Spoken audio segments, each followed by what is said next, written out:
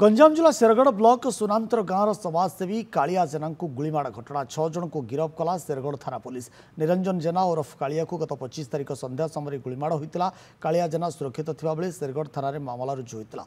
अभियोग भित्तिक पुलिस 6 जन को गिरफ्त करथिबा बेले 40 राउंड गुली 6टी बंधुक सह गोटे बाइक जबत करिछि। घटना 6 जन गिरफ्त होइतबा बेले मास्टरमाइंड फरार अछि। केउठु एते सब बंधुक आसिला, किए सबु कामर मास्टरमाइंड थिबा ताकू नहीं तदंत चलाइथिबा कहिसंती आसिका एसडीपीओ संतोष जेना। तदंत समय आमे वर्तमान सुधा 5 जन षड्यंत्रकारी एवं जन आसला टोटाल 6 जन को अरेस्ट कर समुदाय 6टी बंधुक 30 राउंड अधिक गुड़ी 40 राउंड अधिक गुड़ी 7टा मैगजीन 7टा मोबाइल फोन गोटे मोटरसाइकिल जबत कराई केस तदंत जारी रही अन्य आक्यूज मान अरेस्ट कर।